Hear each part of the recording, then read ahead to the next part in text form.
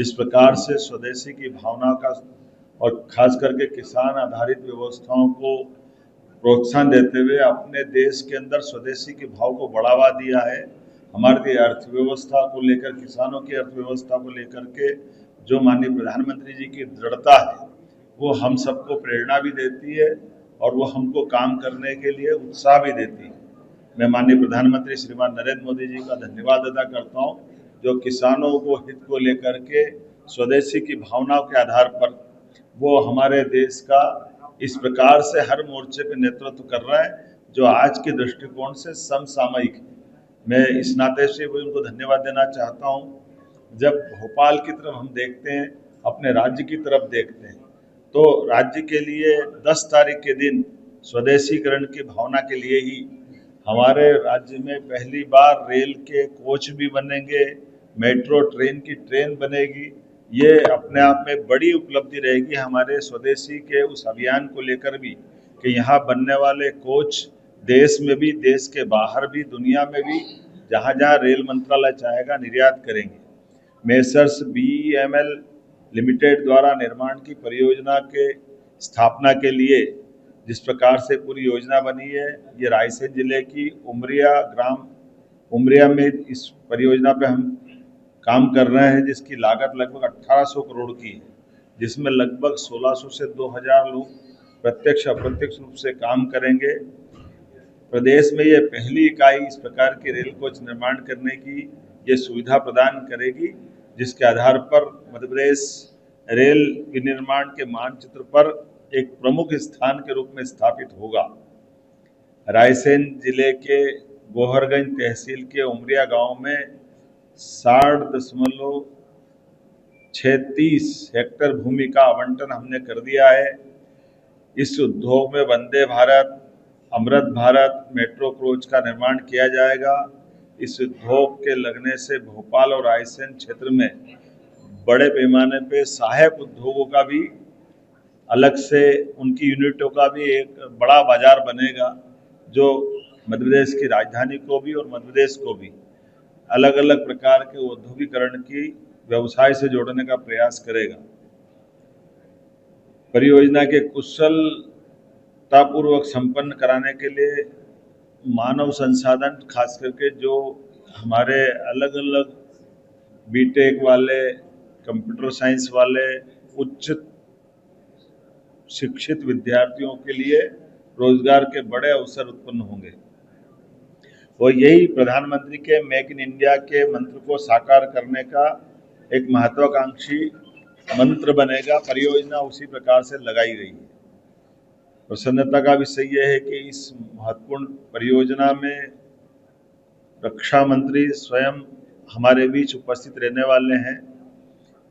माननीय कृषि मंत्री जी का, चूंकि ये लोकसभा क्षेत्र है, तो माननीय कृषि मंत्री शिवराज सिंह जी चौहान भी रहने वाले हैं। माननीय रेल मंत्री भी उसमें उपस्थित रहने वाले थे, लेकिन उनकी एक समान रूप से किसी और काम आने के कारण से वो हमारे लिए तकनीकी रूप से जुड़ेंगे, वर्चुअल रूप से जुड़ेंगे, जिनका आशीर्वाद हमको मिलेगा, क्योंकि रक्षा मंत्रालय का BEML संस्थान बनाएगा और रेल कोच के सारे काम का ऑर्डर देने का काम रेल मंत्रालय करने वाला है। तो आज़ादी के बाद ये एक नए प्रकार के दौर में हम अपने निवेश अभियान के आधार पर राज्य के युवाओं के लिए, समृद्धि के लिए, काम और बाकी चीज़ों के लिए मध्य प्रदेश का जो हमने अभियान चलाया था, ये उसी का अगला पड़ाव है। उल्लेखनीय है कि इसी के तुरंत बाद हम लगातार, जो मैंने कहा है कि हमारा 10 तारीख से ही इस कारखाने के स्वदेशीकरण के भाव के आधार पर ये जो अभियान चला रहे हैं, इसमें हमने सभी स्कूल, कॉलेज, सभी प्रकार के तकनीकी संस्थान, युवाओं को अपने पूरे प्रदेश में माहौल बना रहे हैं कि तिरंगा से इसको जोड़ करके स्वदेशीकरण की भावना के आधार पर ही, जब आज़ादी का पर्व हमारे लिए केवल 5 दिन दूर रहेगा, ऐसे में हर घर तिरंगा, जिसका ये 4था वर्ष प्रारंभ हो रहा है, उसी में स्वदेशी की भावना और इस बार स्वच्छता का थीम पे आधार पर ये हर घर तिरंगा अभियान का अभियान चलने वाला है। इसके आधार पर हम अपने उस पुरानी भावना के आधार पर, जब आज़ादी के पूर्व क्रांतिकारियों ने स्वतंत्रता सेनानियों ने, आम नागरिकों ने संघर्ष करके देश को आज़ाद कराया। लेकिन ये भोपाल रियासत हमको याद भी दिलाती है, यहाँ तिरंगे का ज़्यादा ही महत्व है। ये 4 स्टेट थी जिनने भारत में मिलने से मना कर दिया था। ये स्टेट उस नाते से भी याद की जाएगी जिनने पाकिस्तान से, यहाँ के राजा नवाब ने पाकिस्तान से मिलने की बात कही थी।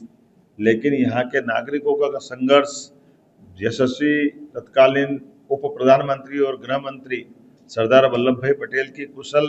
रणनीति के अंतर्गत 600 से ज़्यादा रियासतों ने स्वतः, लेकिन ये 4 रियासतों के लिए ये यहाँ के नवाब ने तो यहाँ का पैसा पाकिस्तान के स्टेट बैंक में डाल दिया था। ये कुछ आगे ही बढ़े थे, लेकिन उसके बाद भी यहाँ के नागरिकों के संघर्ष से हमारा अपना राज्य का प्रमुख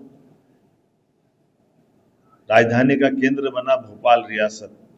और रेल से भी वो इतिहास जुड़ता है, जब रेल के यहाँ की नवाब तत्कालीन बेगम साहिबा ने पहली बार 40 लाख रुपए से अंग्रेजों को उधार दे करके रेल नेटवर्क खड़ा कराया था, जिसके आधार पर नर्मदा नदी को पार करने का रास्ता बना, जो दक्षिण भारत के लिए दिल्ली से दक्षिण का रास्ता खुला है। इसके पहले यहाँ से सीधे दक्षिण जाने के लिए कोई मार्ग नहीं था। तो ये रेल नेटवर्क हमको वो भी याद दिलाता है, इसलिए रेल को इससे जोड़ करके हमने तिरंगे की इस यात्रा को इस नाते से भी खास रूप से जोड़ा है।